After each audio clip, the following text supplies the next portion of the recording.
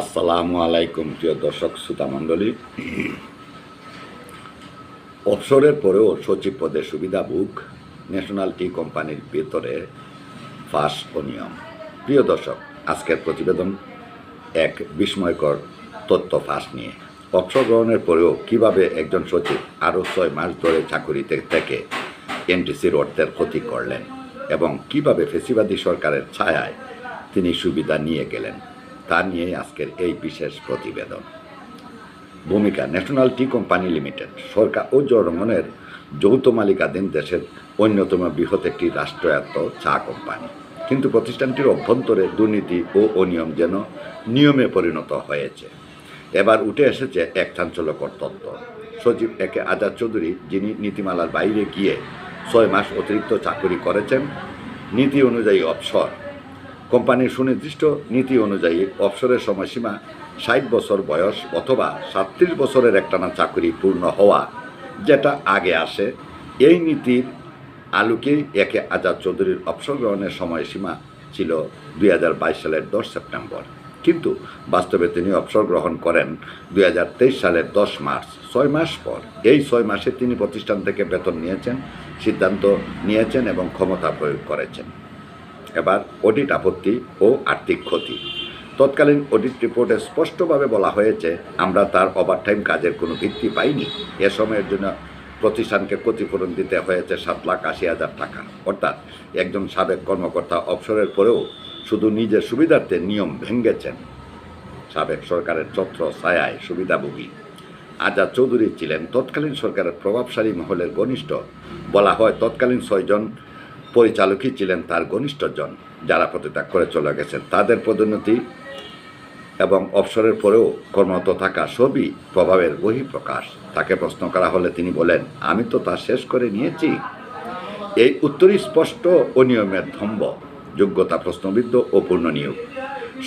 সহকারী সচিব হিসাবে আজাদের নিয়োগ ছিল বহু বিতর্কিত।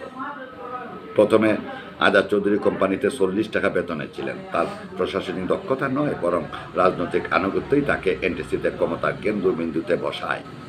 বর্তমানে এমডি জিয়াউল হাসান এবং আজাদ চৌধুরী দুইজনেরই পূর্ব সরকারের আমলে বহাল থাকা সুবিধাভোগী কর্মকর্তা হিসেবে চলতি সালের 3 ফেব্রুয়ারি থেকে চুক্তিভিত্তিক নিয়োগ পান। আজও কোম্পানির ভেতরে সক্রিয়। তারা ভুল পাল্টে এখনও নানা সুযোগ নিচ্ছেন এবং প্রতিষ্ঠানটিকে ব্যর্থতার দিকে ঠেলে দিচ্ছেন।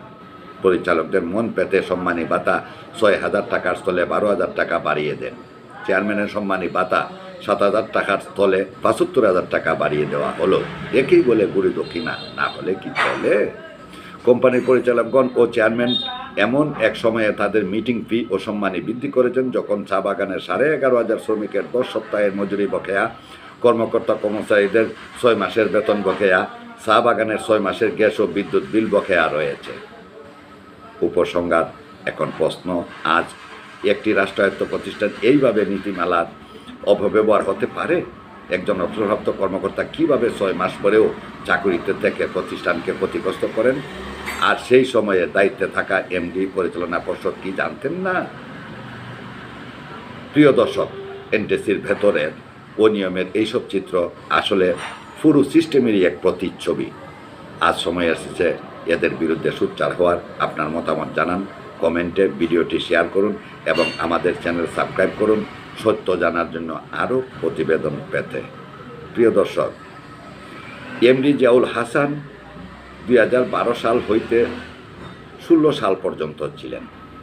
যখন তার অনিয়ম দুর্নীতি চরমে পৌঁছে, তৎকালীন বাণিজ্য মন্ত্রী তাকে এমডি পদ থেকে অপসারণ করেন।